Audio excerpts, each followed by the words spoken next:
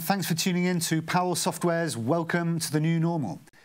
Powell Software develops digital workplace solutions that improve the employee experience, helping companies write their own future of work by leveraging the talent of their entire workforce. My name is Tony Todd. I'm from the Rumeur Publique agency in Paris. In this series, we explore the megatrends, the ecosystems, the technology that are shaping the way we live and the way we work as the economy recovers and as we emerge into the new normal. Our guest today is Jeffrey Sanchez Burks, who's joining us from Ann Arbor at the University of Michigan. Hi, Jeffrey. Thanks very much for being with us today. Hello. Thank you for having me. Jeffrey is an author. He's a behavioral scientist and a professor at the University of Michigan Ross School of Business. He's a prolific writer, and his articles have been published a lot in the last 12 months in reaction to what's going on in the world, and well before that as well. Jeffrey, from your expertise, obviously you've been studying behavioral science in the workplace for many years, but from your expertise and your observation, what has been the impact of the COVID crisis on well-being in the workplace? Global surveys, interestingly, are showing a very similar pattern where people say they're reluctant to go back to the office. They say they're reasonably productive, but they're miserable. There's a fundamental need to belong, and one of the ways in which that need is fulfilled is through our connections and relationships at work. And that has been torn apart and just part of the disruptions of all of the unfortunate things that have transpired. And so organizations right now are struggling with how to address this need to belong. It's important from a business perspective because relationships and connections with coworkers is one of the biggest drivers for engagement. You have higher engagement, you have higher productivity, lower turnover, and so forth. And so this is a really big topic and struggle right now organizations are facing. And I guess these are the main challenges, the challenge of building that inclusivity, building team spirit, building a sense of belonging to the company.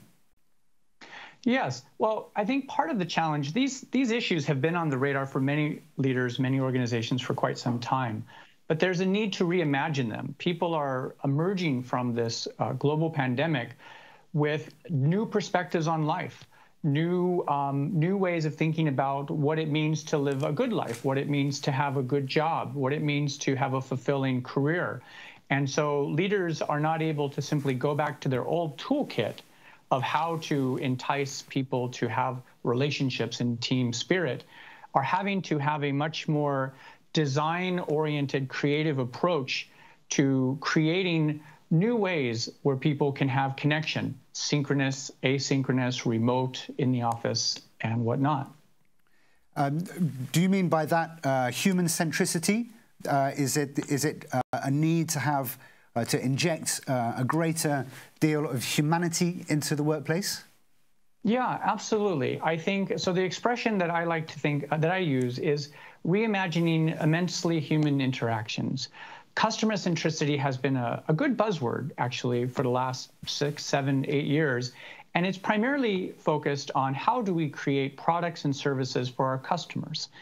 And what leaders are now realizing is they need to also apply this inward, inside the organization, to the people that breathe life into the organization. So how can we be human-centric in the way in which we organize work, when we have meetings, when we have huddles, when we actually have people together face-to-face?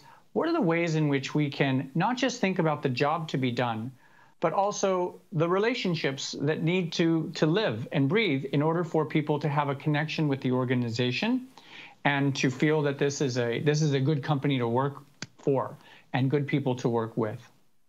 What's the roadmap for getting it done? I mean, in practical, tangible terms, how should companies approach resolving this challenge and injecting that humanity and that human centricity into the workplace? Yeah, well, the research suggests a couple of very specific paths. One is getting a lot of clarity on what work can be done asynchronously and what work needs to be done synchronously. The asynchronous work does not need a lot of constraints, where people do this, when they do this. But the work that's done synchronously are these moments where leaders can get the most leverage in building these high-quality connections or these immensely human interactions. But what we found in our research is that when we enter the workplace, we often become emotionally tone-deaf. We're not paying attention to the emotional tenor and tempo of the organization or the emotional landscape of the organization.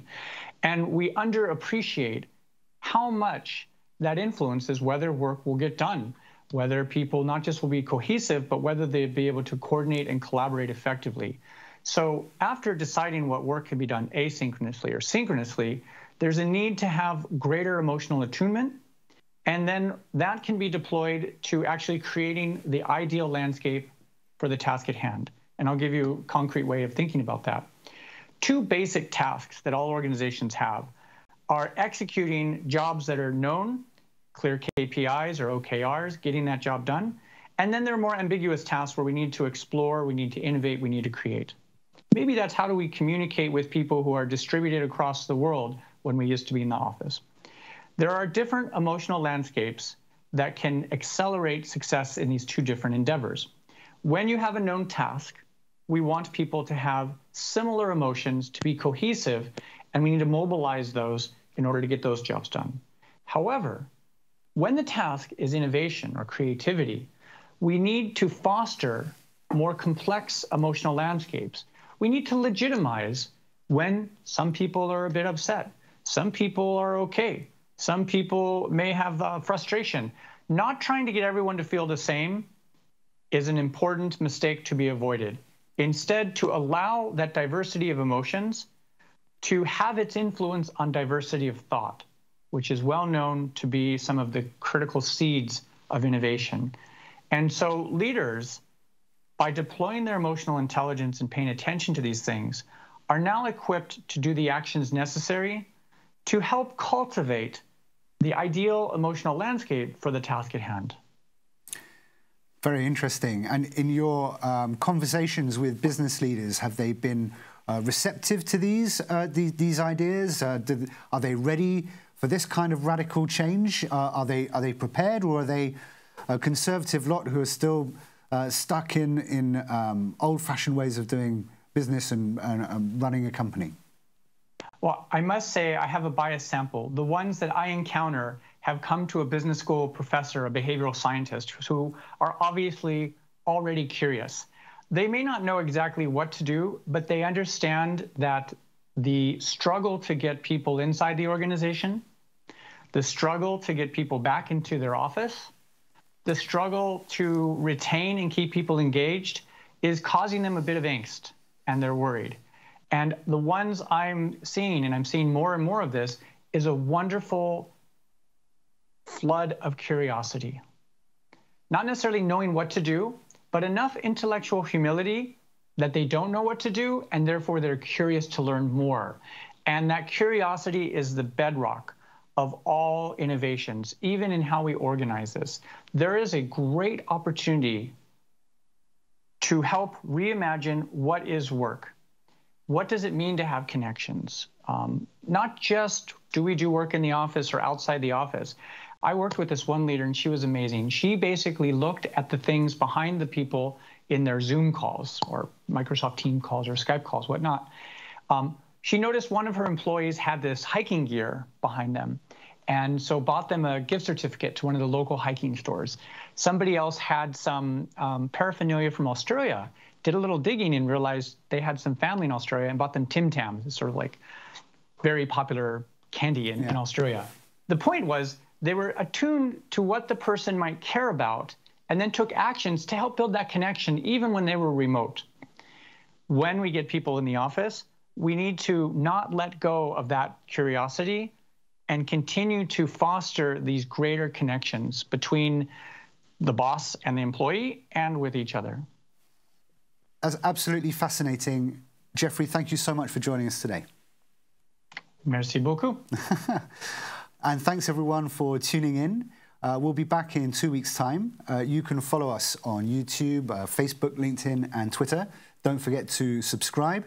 And for more information about Jeffrey's research and publications, we'll put them in the box below the YouTube video and in our LinkedIn posts. Thanks very much and see you again soon.